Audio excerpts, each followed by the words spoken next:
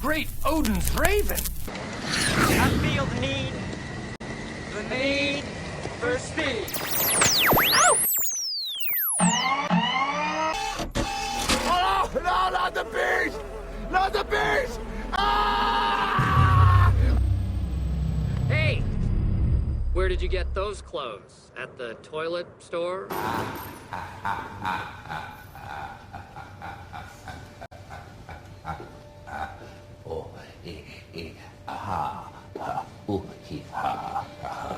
And I thought my jokes were bad.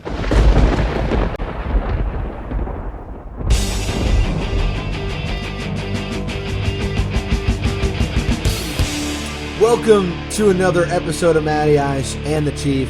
Patrick, let's not waste any time. Let's get straight into it. The Boston Red Sox yesterday open up. Wait, I'm just kidding. We're not going to talk baseball. Everybody knows it's the NFL draft. If you listen to the show, which obviously you do if you're listening today, you know that last night was the first round of the 2016 NFL draft. So, of course, we are here again today to recap that first round. We're going to talk some of the picks. Of course, some of them we won't spend a whole lot of time on. We're going to tell you we were right about some of them. And so you can go back and listen to the other show, or you should have which you should have already done, and see what we had to say about these guys. So some of these guys we will just kind of blaze through. Laramie Tunzel. And ooh. Oh, you like that? You like that? That was a nice little pun there. But so some of these guys we'll go through really quickly. Some of them we'll spend a little bit more time on. But we are going to recap this round because we've been having a lot of fun with this. I wasn't able to watch it live, and so I was in the dark on it, and it was kind of stressful. I was doing that, like I was around some other people and they were kind of paying attention to the draft on their phones. And so I was like, la la la la la la la la la. I don't want to hear it, like the entire night. So it was kind of a little bit stressful for me, but we're here now to talk this first round of the draft. So Patrick, let's get right into it. First pick, I don't think was too much of a surprise. I think we kind of all knew it was going to be quarterback. We knew, it was going to be either Jared Goff or Carson Wentz. I think a lot of people had kind of decided that Carson Wentz wasn't their guy. We'll say it that way. And Jared Goff was the Rams guy. So the Rams take Jared Goff on the first pick of the 2016 NFL draft. Patrick, I guess thumbs up, thumbs down on that one. How do you feel about that now that it's happened? I mean, they took the quarterback, which I think they needed. I don't really like Goff. I don't think he's going to be that great. He comes from that air raid offense, which doesn't really produce quarterbacks. We'll see what happens. They obviously like their guy. If you like the guy, go get your guy, and that's what they did. He's not going to play right away, which I think is good. So, who knows? Maybe he'll be the next Aaron Rodgers to come out of Cal, but yeah. I don't know. Yeah, we've talked quarterbacks enough. I think we don't have to go super into depth. But I did see a stat earlier today. Jared Goff in college was 14-23 as a starter, which is actually the worst winning percentage by a quarterback taken number one overall in the common draft era. Now, I guess say what you will about that. It may mean something. It may mean nothing. Personally, as a fake GM, so to speak, I probably would not take a quarterback who wasn't a proven winner in college. You can make a lot of excuses for Jared about the team around him and the conference he was playing in was had a lot of good teams in it, so you can make that argument. There's something to, and this is something me and one of the guys I work with were talking about in reference more to golf, but in terms golf as in the sport golf, not Jared Goff, because that's confusing. But we were talking about it because we kind of got talking draft the other day, and there's something to knowing how to win. Part of the reason Tiger was good for so long was because he knew how to win. Everybody else knew he knew how to win, and it gave him a leg up on competition. And I think there's a certain inert factor going in with quarterbacks that are that's very similar. Usually your guys who are really good won a lot of games, whether they won championships or not, may be a different story, but won a lot of games in college usually turn out to be pretty good quarterbacks in the NFL. Usually your quarterbacks who went to a school and lost more games than they won don't turn out to be great quarterbacks. So I'll say a thumbs up. I would give a thumbs neutral to this pick. I think we've discussed the quarterback deficiencies, but I think, and I'm going to call it a new franchise because it's essentially, it's relocated, but it's might as well be a new franchise. Might as well be new. A new franchise in a new location, or an old franchise in a new location, needs a new quarterback, needs a guy who they can put on their season tickets, needs a guy that they can put on billboards in Los Angeles. Jared Goff, I think, is that type of guy. So get your quarterback, do what you got to do. So, yeah. Number 2, again, not really much of a surprise. The Philadelphia Eagles take Carson Wentz, which when you trade up in the first round, like we said, because we were right about the first 2 picks in our mock draft the other day, when you move up, you're probably going to take a quarterback like that. We know how I feel about Carson Wentz. We know I think he's probably the better of the quarterbacks in this draft. Do I think he was worth what they gave up in the rest of the draft to get? He could be. It's a big risk.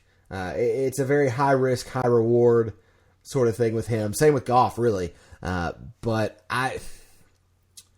you trade up to make that pick, you got to take Wentz, I think, and you're probably better off taking Wentz. We'll see what happens. Hopefully, for both Wentz and the Philadelphia Eagles, hopefully he gets to sit. Hopefully Bradford doesn't demand a trade, as he's been rumored to want, and you can kind of sit Wentz, let him learn a little bit before you throw him in. Is that what's going to happen? Probably not. I'm sure Bradford wants to go play starting quarterback and wants to be guaranteed a spot, and so they'll try to move him. So I'm going to go ahead still and give it a thumbs up. What do you think about that one? He definitely wants a trade because he wants to be the guy, and he re-signed in Philly in order to be the guy. He wants to be a long-term guy, but when you sign a 2-year deal, you're really not a long-term guy. Yeah. So I don't know why you signed a 2-year deal. The problem with Philly is if they trade him now, they have to pay him all $11 million that he's guaranteed. Yeah. If I want to say it's like June 1st or sometime in June. If they wait until then to trade him, the team that they trade him to, say, I don't know, a New York Jets or someone. If they trade him to maybe the Jets would pay him half of that $11 million, and then the Eagles pay the other half. So if they are trying to trade him, it would make sense for them to wait until then. Yeah. But unless you trade him now and get a bunch of draft picks. You could do that because they gave up a bunch of draft picks. Yeah, so that wouldn't be a bad idea. But, they've said from the beginning, Bradford's our guy. He's going to be the starter. They haven't shied away from that. I don't think they will. I think the plan is for at least this year, let Bradford be the starter, play out the year, see how it goes next year, release him, trade him, wherever the case may be next year. Keep in mind, Wentz is going to be the third string guy as far as we know going in. He could go ahead of Chase Daniel going after training camp and all this. But like you said, we don't know what's going to happen.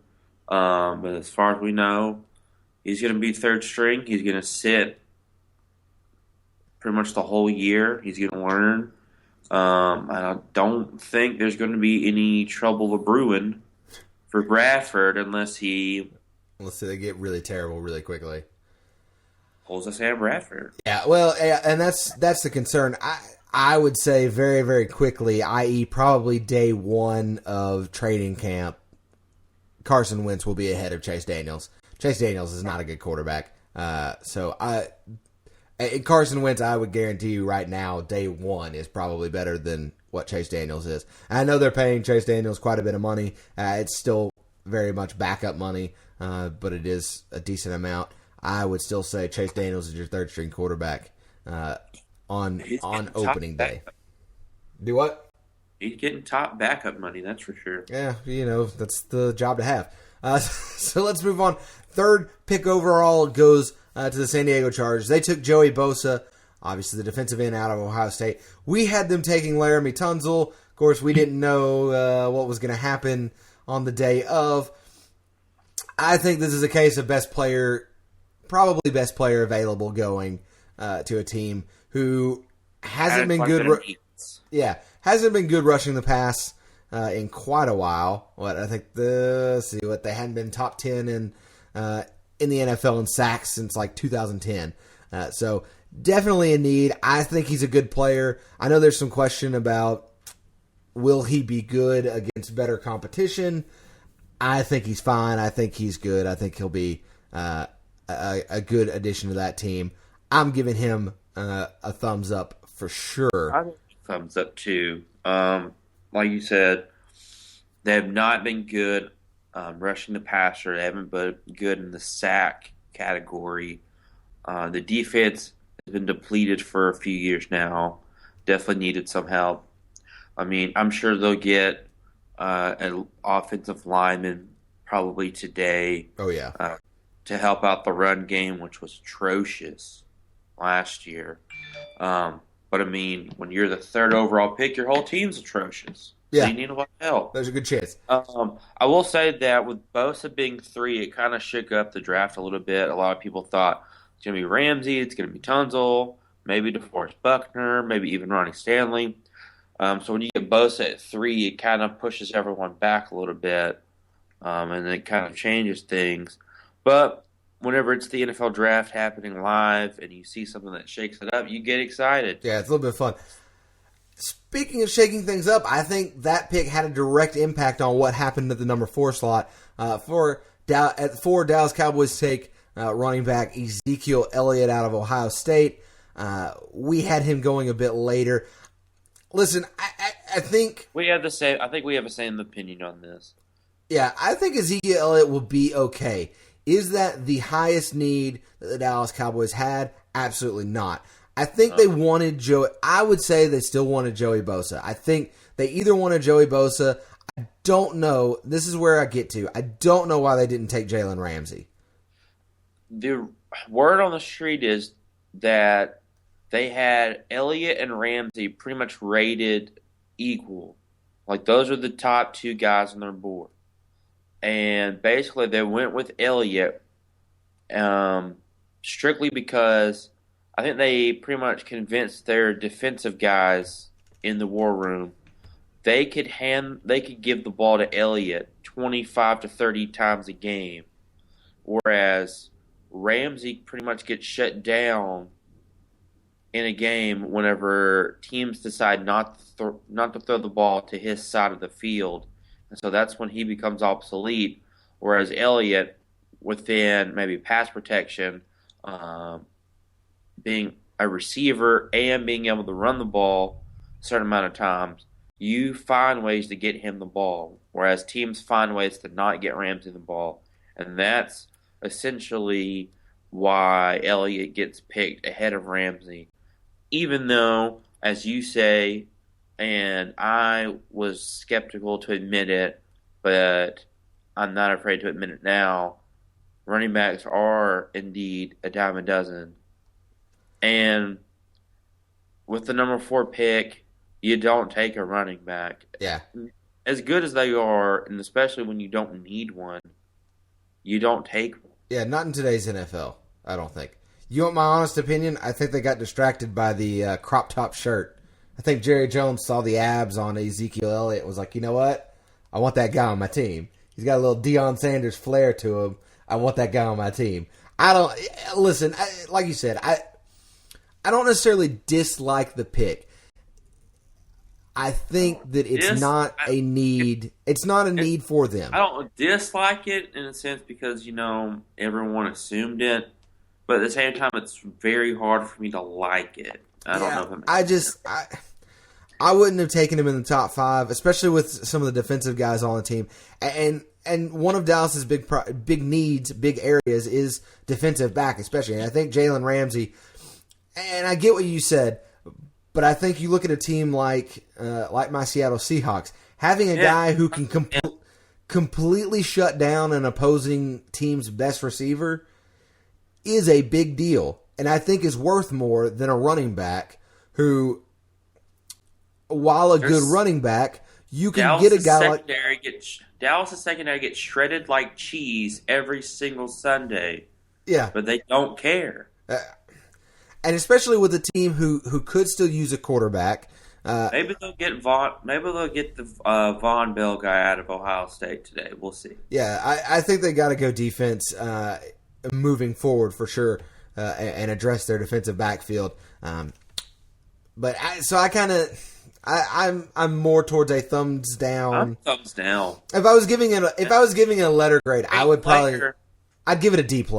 I mean, look, he'll be a good running back. Don't get me wrong. We're not saying he won't be a good running back. I think he'd be great. I think the value of where they got him makes that pick based off that and their needs is why I grade that a little bit lower than what his player.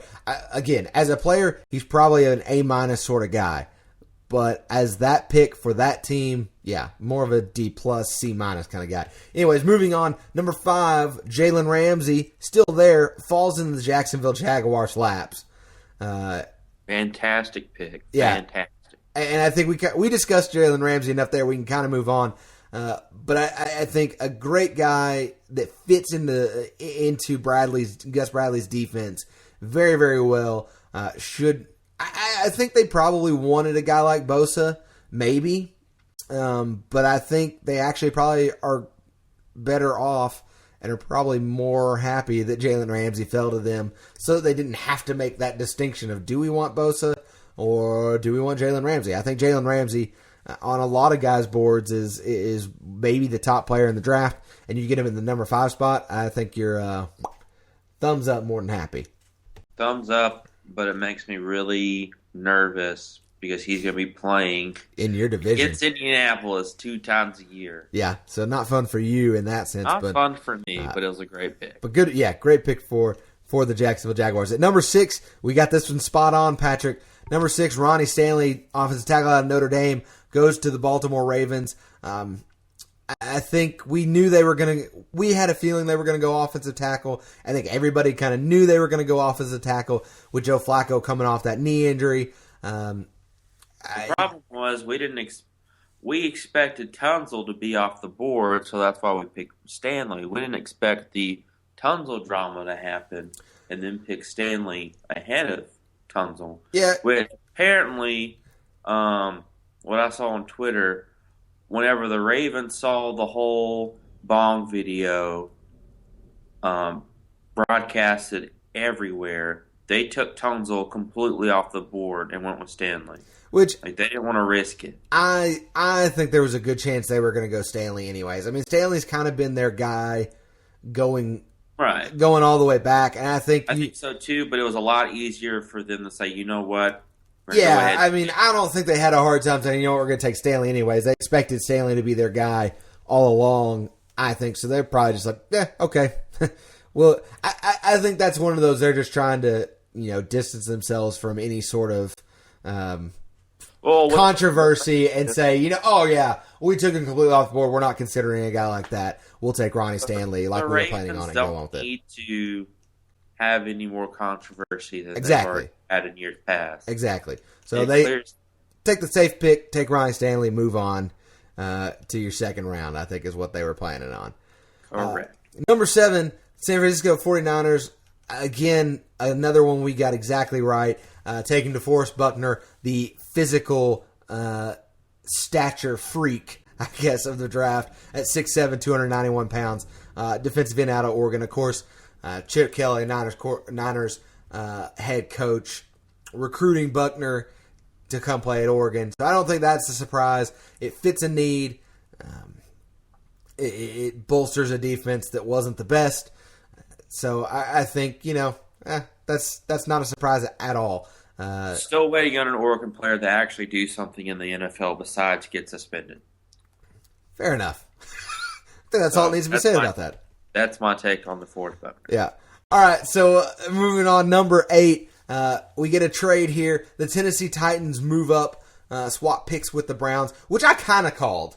I know the other day. Yeah, there were rumors that I made the call. I said the other day, you know what, I'm going to make a Browns pick here, but I wasn't going to be surprised if they traded back to the mid round, which I think, and we'll talk about it more later, which I think was a good idea for them.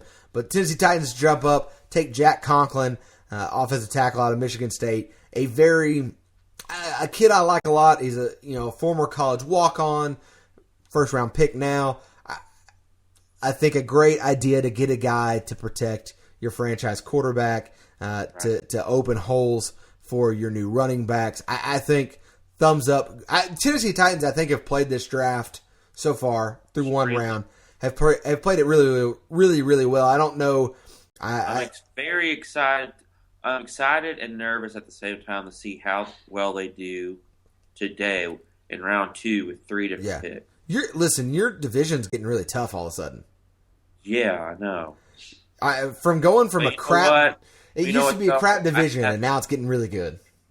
We used to be poop as far as a division, but everyone I think drafted pretty well today, and I will give you some big words. The only way I can describe it without giving anything away or anything, I have big words for the Colts pick coming up later on. Good.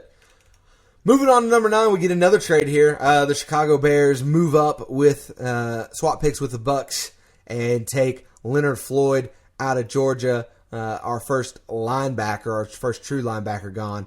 I think this is an interesting one because I think a lot of people don't really know what to expect out of Leonard Floyd.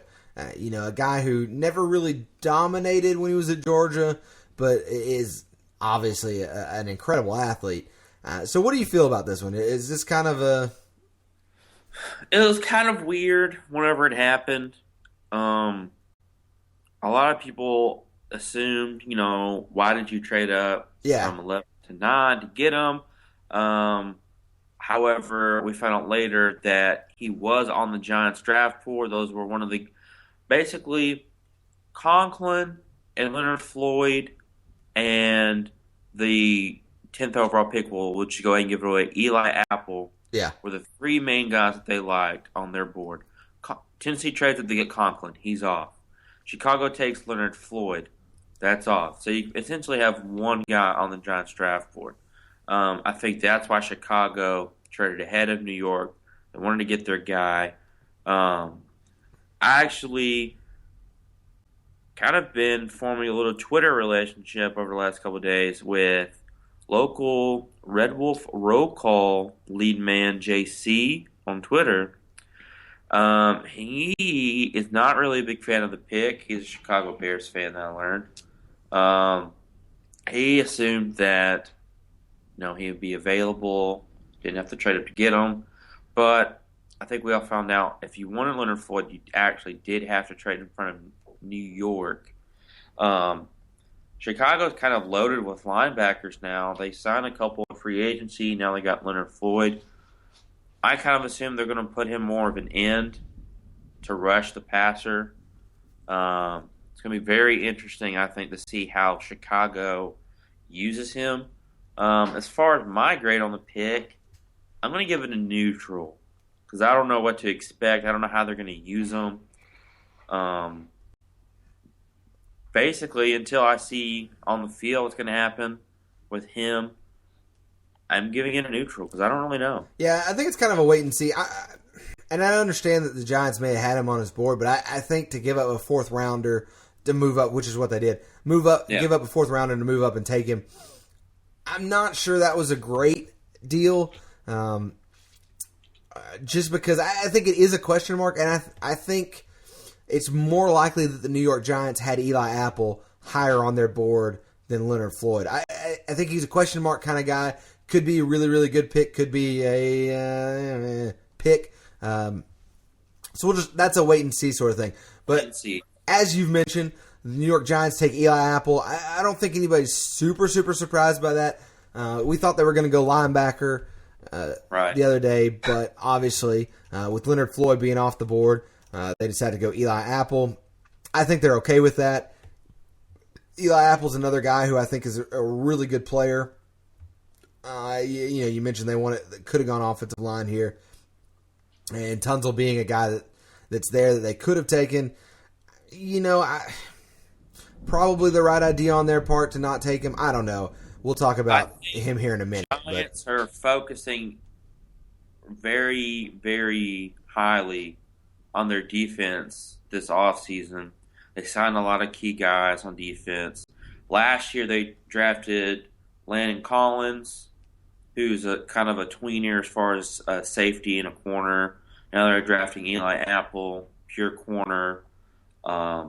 Basically, with these quarterbacks who are emerging in that division, the Giants are basically trying to say, if you're going to win, we're going to make sure you can't score on us. Yeah. So your defense is going to have to step up and compete with ours. Yeah, which I think is very, very. I actually like the pick. At first, I didn't because I was like, Eli Apple, kind of a reach at 10. But the more I thought about it, the more I actually like it. I'm going to go ahead and give it a thumbs up. Yeah, I kind of lean in that area too. And that at that point, again, at this point, a lot of the picks kind of become who you as an organization have higher on your board. Which, moving to number 11, where the Buccaneers move back, Bucks pick up Vernon Hargreaves out of Florida. And this is the only reason the Eli Apple pick kind of surprises me, is because Vernon Hargreaves is there. And I think I would have had him rated a little bit higher. Right. And so you know what though? You get the guy you want. This is the one we called. We said they were going to pick Vernon Hargreaves. So you pick him up and you get an extra 4th round pick. I think this is, I'm going to say it, a slam dunk and possibly even a steal as far as the first round goes. Possibly a steal. You get the guy you want out of the top 10. You get a 4th round draft pick. You get a guy who may have been on a lot of boards, may have been a top 5 sort of player at the 11 spot. Slam dunk all the way around, I think. I looked at mock drafts religiously from time college football playoff ended all the way up until yesterday. I honestly don't even remember a mock draft that didn't have Vernon Hargreaves going to Tampa Bay. Yeah. I don't. There may be one, but I don't know. So it was not a surprise that Tampa Bay picked Hargreaves. In order for them to trade down, acquire another 4th round pick in this draft, still get their guy, and even though it's 11 out of the top 10, I give it 2 thumbs up. I don't know. I don't know if I'm going to give 2 thumbs up quite often today, but you got to give it to Tampa. Yeah. So moving on, staying in that same division, at number 12, the New Orleans Saints take Sheldon Rankins out of Louisville. We called this one. We've called it both times in both of our mock drafts, so I don't think there's much need to spend time on that. So sort of great. I think we'd both be willing to give it more of a thumbs up. Another scenario where pretty much every mock called Sheldon Rankins there. Yeah. No surprise. Again, no need to really discuss it too much. I like the pick a lot. Give it a thumbs up. Yeah. So moving on to 13, we have the Miami Dolphins taking questionable, I guess. We've got a conspiracy theory coming out here from or not necessarily a conspiracy theory. We're very quickly turning into a conspiracy theory podcast if we're not careful. But Patrick apparently, because Laramie Tunsil goes here, a guy who a lot of people originally thought was going to be the first overall pick. Titans make the trade. Okay, now we don't know where he's going to go. Falls all the way down to 13, and the Miami Dolphins. And let's be honest, as a player, he's a good player. As a need for the Miami Dolphins, absolutely. Ryan Tannehill's the most drafted, or not most drafted quarterback. He's only been drafted once. Is the most sacked quarterback in the NFL since he was drafted. So obviously a position of need. You got to keep him safe. I think, okay, this is soapbox maybe here for a second. From what I've read, at least on this, is that the Miami Dolphins knew about the video long ago. It's an old video. And it's a 2-year-old video. So that's one of those things that you discuss kind of you talk about in your pre-draft interview with the guy. You know about it. You're not surprised by it. I think, and some teams I understand why, but I think there was a little bit too much of a knee-jerk reaction to a video that was 2 years old that, as Patrick is going to tell us how he thinks happened, wasn't even really his. Now, it's his fault that the video existed at all. Right. But probably a bit of a knee-jerk reaction from a lot of teams. So in a sense, I think Miami is probably going to get a little bit of a steal, getting Laramie Tunsil down here at the number 13 spot. Patrick, I hear you have a theory as to how this happened. So real quick, let me hear your theory. Before I get into that, just real quick, I want to touch on, you said the video is 2 years old, but I think it's kind of unfair because Robert Kimdiche, which we all know has his own off-the-field issues, but 2 years ago, there was a picture floating around Twitter and social media of him with a bong when he was a freshman. Same time Laramie Tunsil was a freshman. But that photo... Probably the same room. It might have been the same room. But you know what? That photo has not been shown at all during this whole draft process. No one's talked about it. So, again, I think it's unfair that Tunsil gets affected by a 2-year video, but no one brings up the 2-year photo of Kimdiche. Well, I think part of that, though, is that Kimdiche has a little bit of other questions that are more recent. He has a lot of other stuff that we could bring up more recently. That's just part of the thing. Exactly. But here's my take on what I think happened with Laramie Tunsil. We all know that he and his stepfather have had some issues, to say the least. I think it was last offseason before their junior year. I believe his stepfather and his mother were getting into an altercation, and Tunsil stepped in and basically put the smackdown on him for laying a hand on his mom, which kudos to him. You don't beat a woman. Don't beat a woman. They were going to press charges against the NFL should love that. Exactly. He's not a woman beater. He's a woman protector. Exactly. Just like he will protect Ryan Tannehill in the Miami Dolphins backfield. So, basically, his stepdad was going to press charges against Laramie. Okay, Laramie's like, all right, if you're going to do that, I'm going to press charges against you for attacking my mom. And then they mutually decided, you know what? This is going to go nowhere. We're going to drop it. Well, 2 or 3 days ago, it was announced that his stepdad was going to, again, press charges on Tunsil and basically sue him for physical and emotional distress and all this bull crap just to get some money out of him. So that was announced. And then, of course, ironically, about 15 minutes before the draft, Tunsil,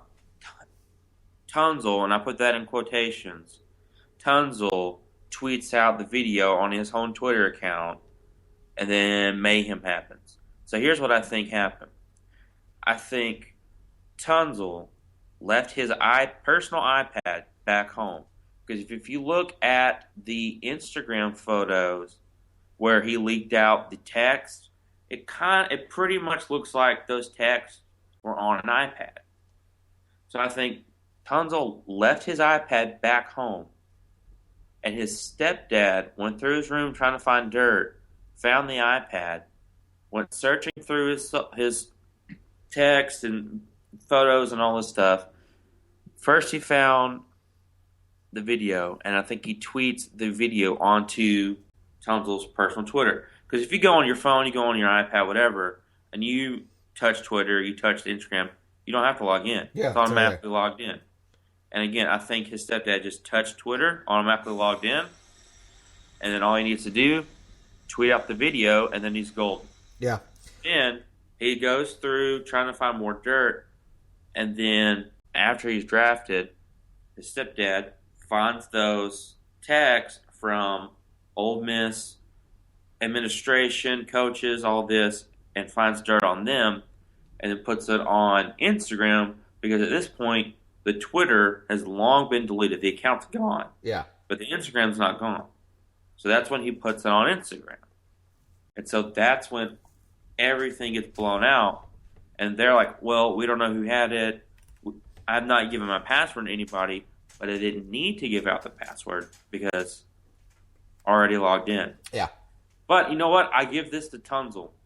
And not a lot of people, in fact, I don't think anyone at all has said anything about this. And I give major kudos to Tunzel. When asked about the video, owned up to it, flat out. In the press conference right after being drafted. Took the Andy Pettit route.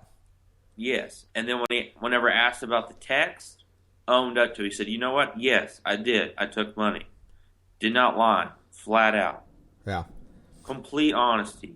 Yeah. And I like that about Tunzel. Yes. No one's saying that. Everyone's saying, oh my God, he took money. Oh my God, this video. I'm like, you know what? He did it. He made a mistake. The video, old, forget about it. Him taking money, it's against the rules, but you know what? Maybe in his situation, he needed the money. And in that situation, who's going to say no to that? Yeah. So I think the too long didn't read version of that is listen to Chris Carter, get a fall guy first. Then number 2, delete your old videos of you smoking weed. And then number 3, don't keep texts from administration about money. Here's what needs to happen. The stepdad needs to get out of the picture. Well, that too. If his mom hasn't done that, immediately he needs to get rid of the stepdad. Yeah. But so that's why I question the whole. His reaction to it makes me question the whole character concern and the knee-jerk reaction. But we need to move on. We got to get going because we're running out of time here really quickly, and we got a lot of picks left. Oakland Raiders, I think, kind of surprise everybody and take Carl Joseph, the safety out of West Virginia. And it's a position they needed. It's a player they needed. But I think, and you can just say yes or no here maybe, I think the consensus may be that this is a guy who they probably could have gotten in the second round. Second round, I'm going to say no. I don't think they could have got him in the second round. I think if they wanted a corner, they would have to trade back. Otherwise, you're kind of reaching. You can still argue they're reaching in a sense, but maybe they didn't like the corners that were available. This is the top safety, in my opinion. And you know what? Like they say, if you like him, go get him. And he's going to be, I think, fantastic in that secondary.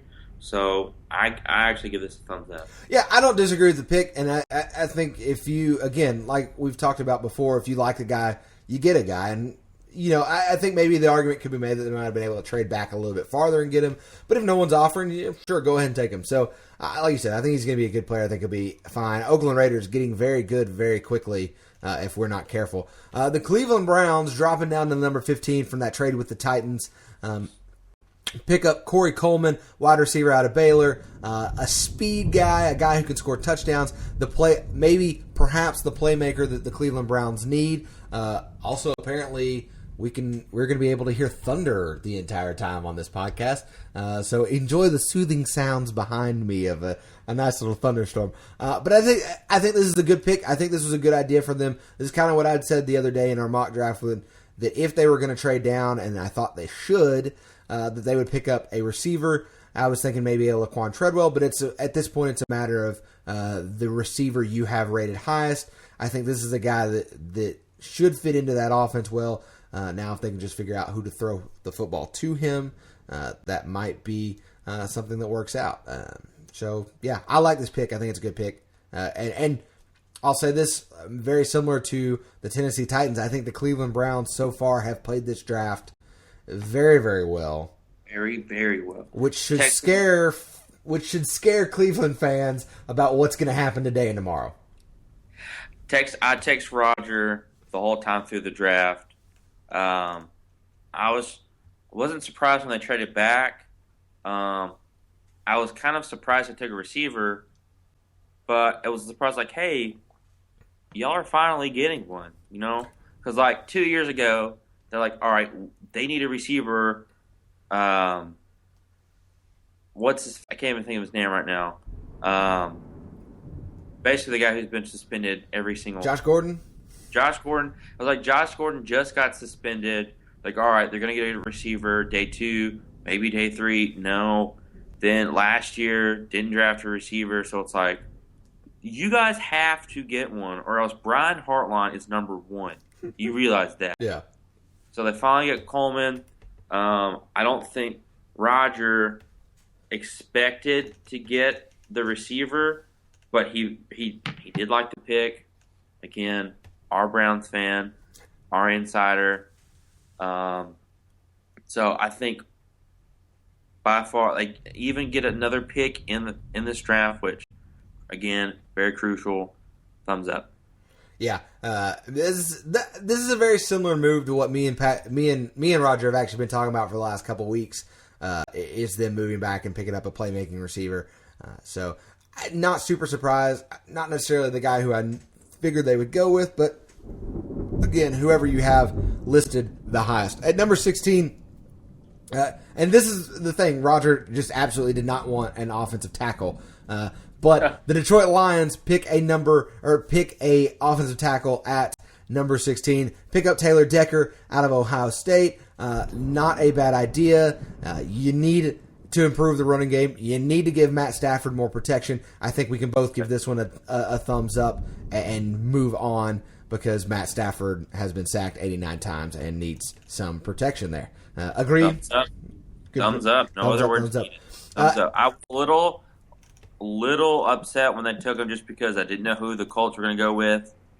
By then, I was a little nervous. So, but other than that, thumbs up. Yeah. At number 17, and this might be why we saw the Raiders make the pick they did. At number 17, the Atlanta Falcons also go safety, take Keanu Neal, a guy who I didn't necessarily see going in the first round. But right. This is also kind of one of those guys that I think, we've talked a couple times about how much depth is in this entire draft.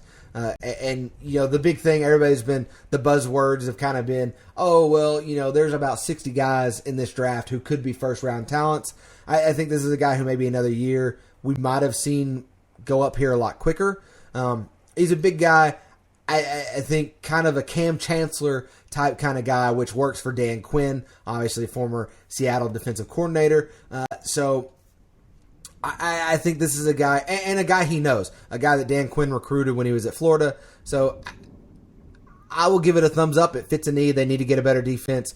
If he can be 3/4 of the player that Cam Chancellor is, the Atlanta Falcons are going to get better very, very quickly. So absolutely thumbs up for me. I agree. Atlanta secondary is pretty much Swiss cheese.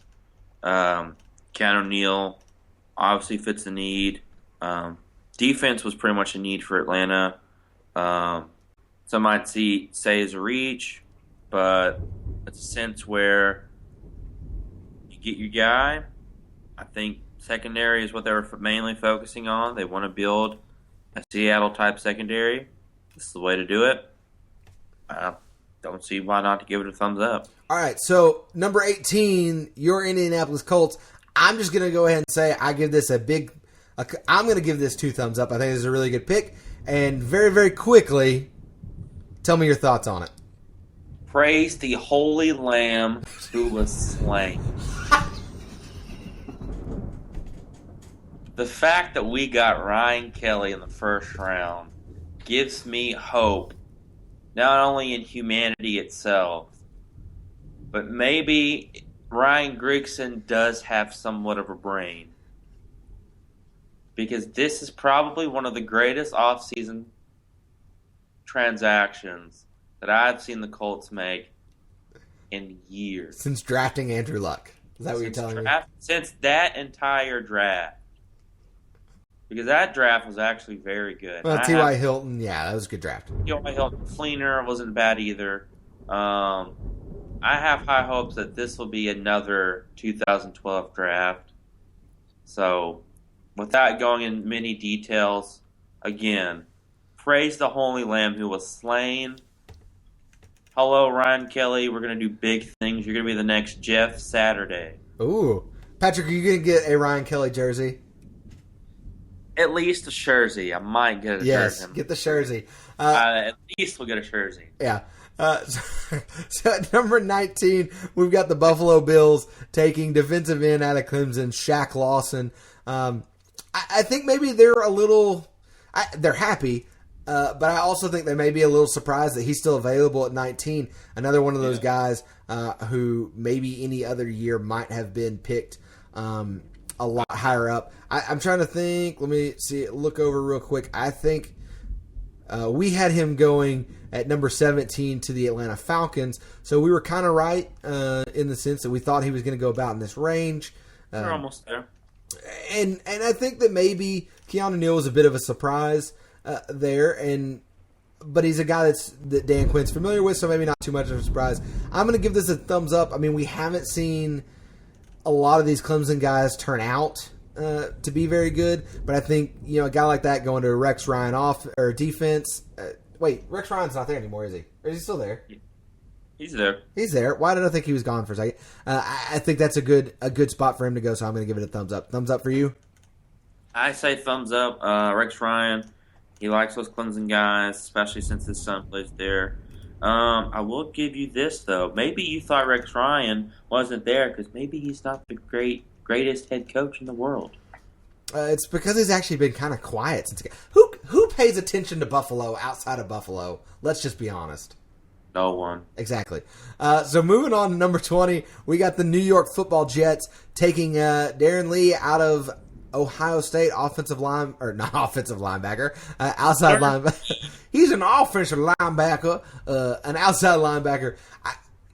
I think a lot of people thought that this was going to be Paxton Lynch. We thought it might be Paxton Lynch.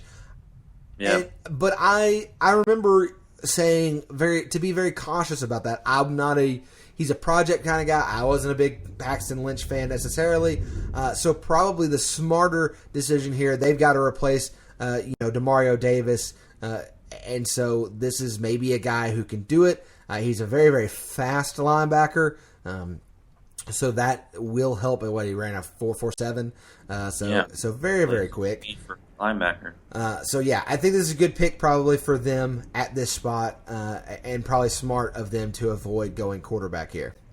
Part of me thinks that they didn't go quarterback here because they're showing Ryan Fitzpatrick, hey, we're improving the team, but we are also dedicated to having you back as our starting quarterback. Which would be the best idea for them. The Jets just need to suck it up and pay him. Pay the man. At least meet him in the middle at least. Give him some starter money.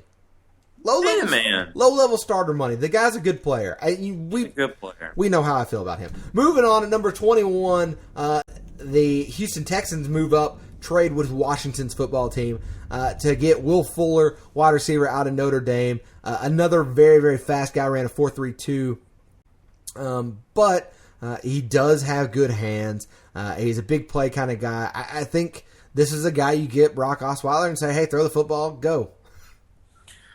Will Fuller is probably one of the fastest receivers in this draft. I think they heard that Washington was going to take a receiver, which I don't think anyone expected. But I guess they got word that Washington was going to take a receiver. They didn't want to risk it, so that's when they traded basically just flip-flop picks with them. They get their guy. I think we all expected that Houston was going to get a receiver. Osweiler needs another toy to play with. DeAndre Hopkins can't do it all, as much as they tried to get him to do last year. I think it opens up a lot for Osweiler. I think they wanted to make him feel comfortable next year, and I don't see any reason why not to like this pick. I give it a thumbs up. Yeah. This is actually a pick we got right in the sense that we thought the Texans would take Will Fuller. We didn't expect the trade, but it's just one spot the other way, and Ryan Kelly wasn't available for the Redskins to pick, so because you got him. So we were right on that in that sense. Moving down to the number 22 spot, where the Redskins moved. Sorry, I didn't mean to say that. You said, well, it's just letting you know. What? You said it twice. Oh, my bad. I'm reading. So the Indian offensive counter is now at 2. My apologies. Listen, full contrition. I've got so much stuff pulled up, and I'm reading it, and of course it's there, and so I'm reading a paragraph that has it in there 18 times. But the Washington football team moves down to select Josh Doxson, and I think they're happy. I think this is one of the, if you're going to go receiver, and I'm not necessarily sure that was an immediate need. But Deshaun Jackson, Pierre Garçon are both free agents after the season, so I understand the reasoning for it. And I actually like Josh Doxson a lot as a receiver. I think he's a good guy for them. So I think they're taking the best player available here. Maybe you can make that argument. So I'm okay with this pick for them. I think it's a good idea. It never hurts to give Kirk Cousins somebody to throw the football to. So yes, I think Kirk Cousins is sitting at home. You like that? You like that? He likes that. I think he likes that. They did it for 2 reasons.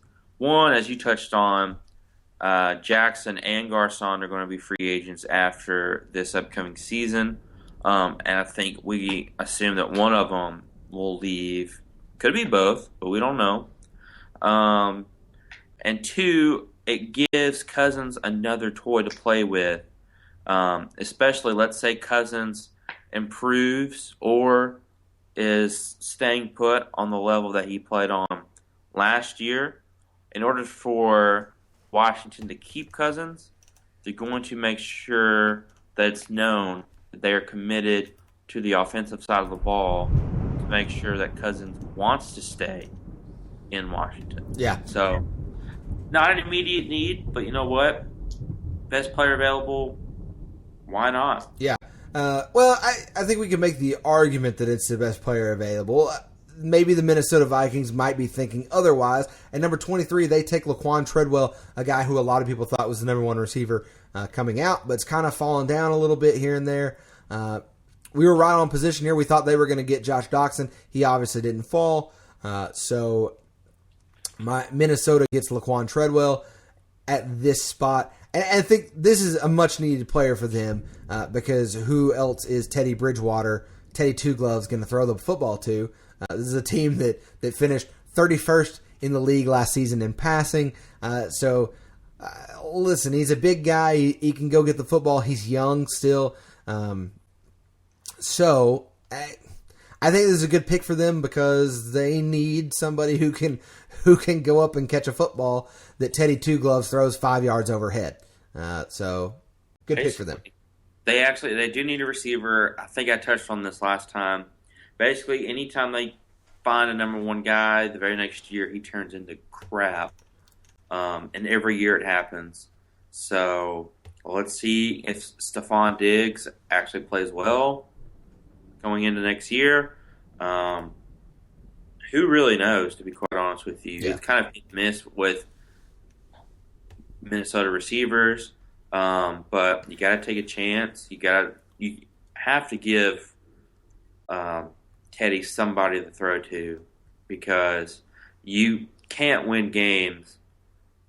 You probably could, but AP can't run the ball every time. Yeah. Especially with the age that he's getting to. So, if I'm actually going to give it a neutral just because of the history of Minnesota receivers. Good on the position, but until it plays out, I'm going to go ahead and just give it a neutral. The odds that he turns into the Minnesota Goop, turning that into a neutral. I think it's a good pick, but it's a wait and see kind of pick. At number 24, we thought they were going to go receiver. They flip on us. They go the opposite way. And the Cincinnati Bengals take William Jackson and make the Pittsburgh Steelers a little unhappy here probably. Smart pick. Dre Kirkpatrick is a guy who's available for free agency next year. Got to start preparing. He's a good player. We thought he was going to go right about here anyways. So probably the best player at that position, is the best player at that position on the board at this point in time. Doesn't hurt to have. I think we thought they might go receiver, get a number 2, but Corey Coleman's not there anymore. The receivers you thought were going to be there, or you thought there might be a receiver there with the Redskins taking it. I think you think, okay, now we got to go defense. I think you're okay with that. I think they're happy with this pick, and I like it. I like it too. Again, Kirkpatrick's going to be able to be a free agent after next year. Darqueze Dennard, which was last year's pick, really didn't turn out the way he thought. So, again, receivers are all gone basically.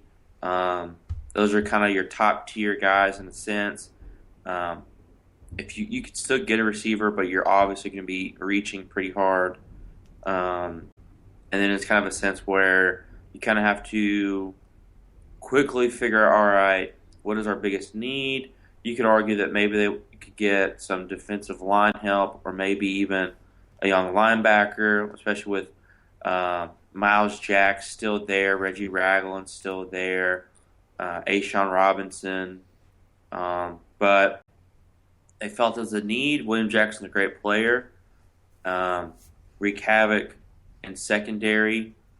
Could be a ball hawk. I'm going to give it a neutral just to see how he plays out, because I'm afraid it might be another Darqueze Dennard situation. I don't know how often he's going to be on the field. So at this point, I'm not saying it's a bad pick, but I'm going to wait and see how it plays out, so I'll give it a neutral. Yeah, I'll say this. I think if anything else, the guys on the board, you got a division rival picking next who is very interested in the guy. Pittsburgh Steelers at the number 25 spot. We're going to go corner. We thought they were going to go corner. They go corner. They take Artie Burns out of Miami. I think we thought William Jackson was their guy. I think the Bengals thought that. They said, ooh, he's here. Our receivers are gone. Let's take somebody from our division rival. So I think the Steelers are they're probably a little upset, but I think they're also not super upset. Artie Burns is a long, athletic kind of guy. He was a top three to top 5 corner in the draft, depending on who you look at. So I think they're not unhappy with him having to take this guy, but they got the guy. They got the position they wanted, the position they needed to fill. I'm going to give this kind of a neutral thumbs up, just because it's not the guy they want, but it's the position they wanted, a guy they needed. So I think they're okay with that. Think it's a good idea? I completely agree with you. I don't think it's the guy they wanted. I think it's the position they wanted. And I don't think they were going to compromise with a different position just because, let's say William Jackson was one of the top on their boards. I don't think they're going to switch positions just because he's gone. I think they knew that was a need. They wanted to address it. My friend Corey Snellgrove, who's part of my prestigious group Superbly,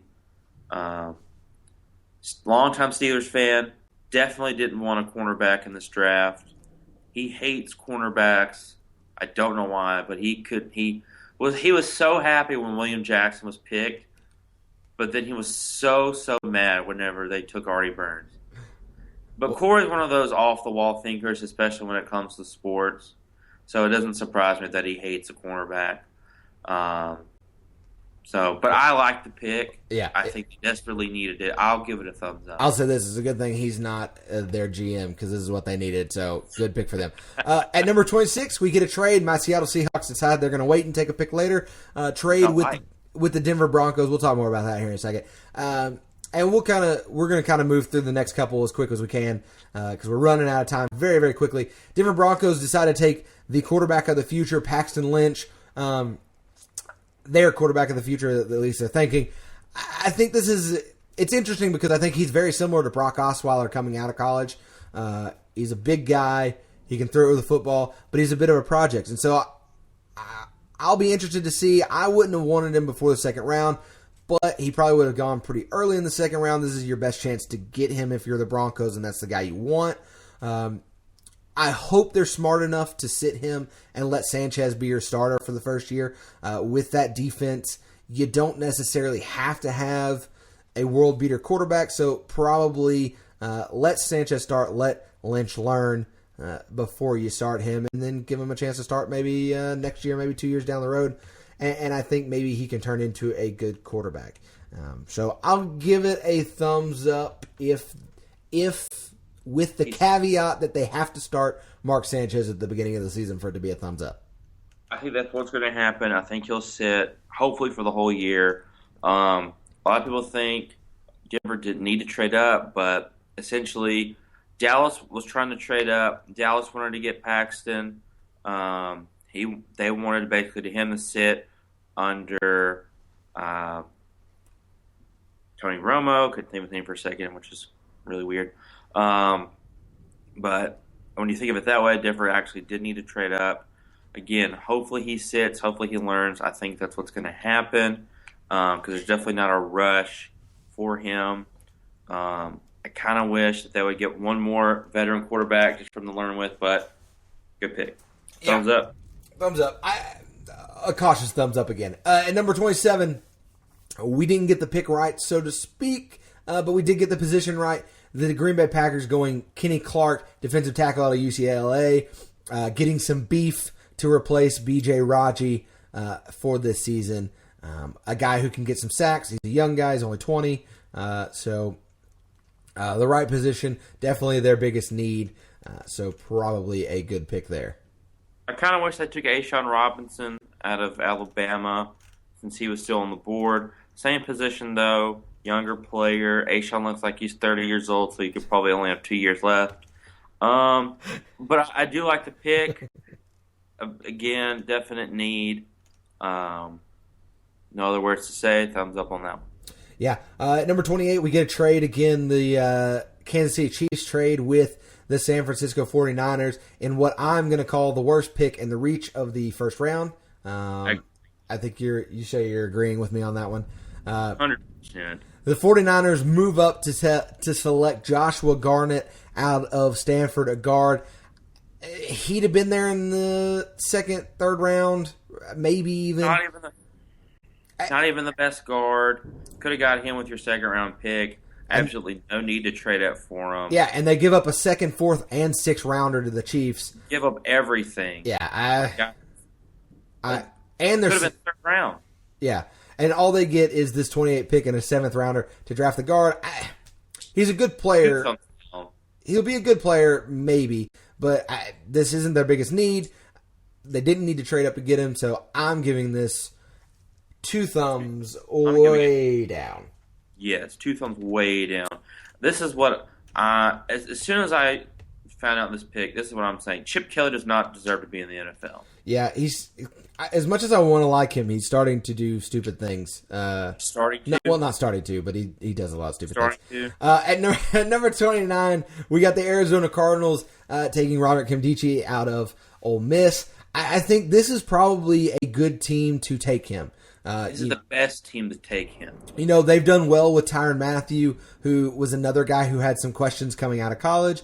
And he's a good player. I don't think that's necessarily the issue. He's talented. He's got a lot of. He's going to a defense that's already good. There's not going to be a lot put on him necessarily to. He's not going to have to overachieve to make that team better. He's got a good defensive backfield to help him out, to give him some time to get to the pass rusher. So I'm going to give this a thumbs up. I think you get a guy who possibly could have been top 5 talent at number 29. I'm going to give it a thumbs up. Give it a thumbs up, too. The only thing that Robert needs to do, and I'm sure that Arizona is going to push this, if the main reason that he's having all these off-field issues is, in fact, his brother, you got to distance yourself as much as possible from your brother, even though it's probably very hard to do in order to succeed. And I think that's what's going to happen. Yeah. I'm going to give it a thumbs up. Good call. At number 30, the Carolina Panthers take a defensive tackle out of Louisiana Tech, Vernon Butler. I'm a big fan. I'm not going to say I'm a big fan because we will have to play them and probably have to play them in the championship game. But I think it's a good pick for them. Some more beef to that already beefy defensive line. Just making that defense even a little bit more better. Something like that. I think you could say maybe that they should have gone defensive back here with the loss of Josh Norman. But maybe they think they got the guys they need and they can get somebody later on. So they put some beef on the line. I'll give it a medium thumbs up. I'll give it a thumbs up. I don't think with their system, as far as the defense, a top defensive back is necessary. I think they can plug someone in. So I'm kind of glad that they didn't rush to pick a defensive back. Boost the defensive line. Put him with Star to Tulele, and there's no way anyone's going to run against them. He's able to get sacks. And, again, with me being from Crossit, a local boy just down in Ruston, I'm glad he went first round. Love the pick. I'm going to go ahead and give it a thumbs up. Call it biased, but thumbs up. Yeah, fair enough. At number 31, the Seattle Seahawks, who yet again just really understand how to make the draft work. And I'm going to go fanboy here for a second and just talk. Hey, I went fanboy, you go fanboy. Listen, this is the guy they probably wanted to get at 26. Because he's the type of guy, he's 6'6", 324 pounds. He's a big guy. And he's very much a guy that fits in the Seahawks sort of system of let's get a guy who maybe might not be the guy that everybody else is thinking we should take here, but we know what he's going to work well with Tom Cable. Put him in there. He's got experience playing right guard, right tackle, so he can play in a couple different positions on the line. This is the guy we thought. I thought whenever we did it the other day that they were going to take it 26. They managed to pick up an extra third round to drop back and get him here at 31. So I'm not going to give it 2 thumbs up. I'm going to give it like 1.5 thumbs up. I think it's a good pick. It's the right pick. We've got to get offensive line help. So I am more than happy with this pick, and especially being able to get an extra third rounder, which we will probably get some future Pro Bowl guy with. So I'm going to give it 2. 1 thumbs up because I think it's a position of need. I think you need to boost offensive line help. You had a few guys leave in free agency and trades and whatnot. So position-wise, thumbs up. 2, they probably got the guy they wanted all along, and they were able to trade back, get an extra pick in this draft, still grab them, and pull a Seattle, which doing amazing things in every draft is what they do.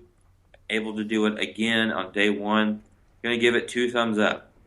All right, so there is your first round. That is the recap of the first round of the draft. Of course, we got day 2 coming up in several hours. It's going to be a little bit still, but this will probably not be out until the middle of that round.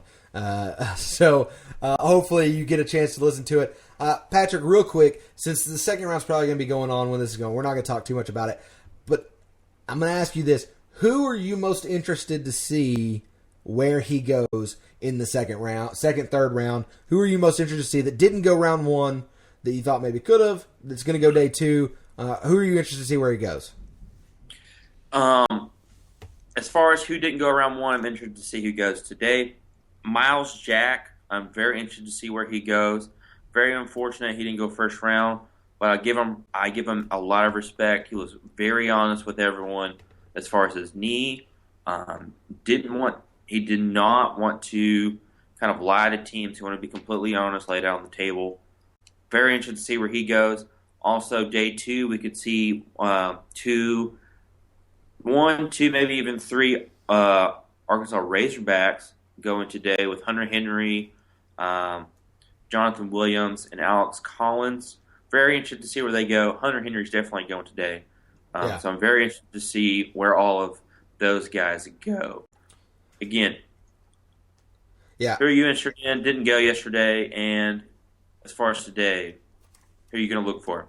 Miles Jack, I think, is obviously the big guy that's fallen, and because of his knee, and so that'll be interesting to see where he goes, because I think if he comes back from that knee injury, somebody's going to get away with a bit of a steal. Of course, I'm interested to see where the Razorbacks go. I think a team to watch out for is the Green Bay Packers. I think they need a tight end. He's a guy that they could be looking at. Aaron Rodgers needs a tight end, so that's a team to keep an eye on.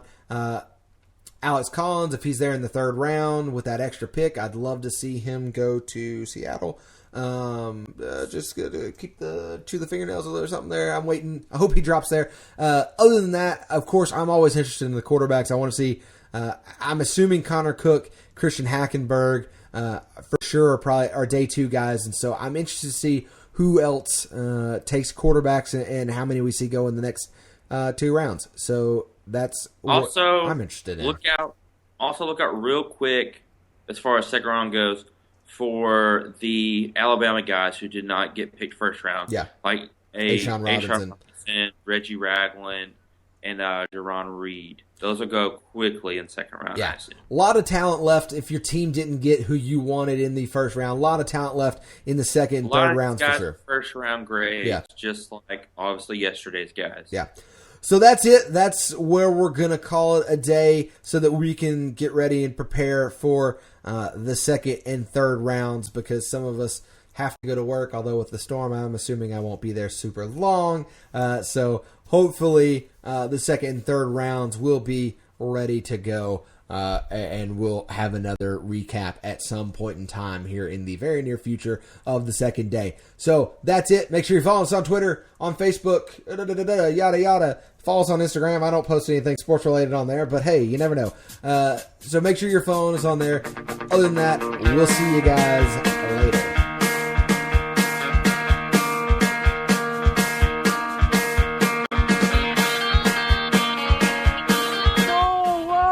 My tummy's rumbling. It's scary. Tommy's got the tum rums.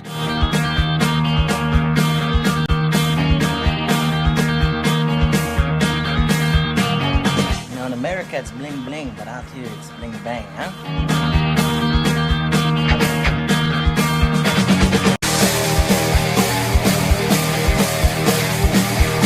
I already took what I call a wire shower. I rub my armpits with air fresheners. New call.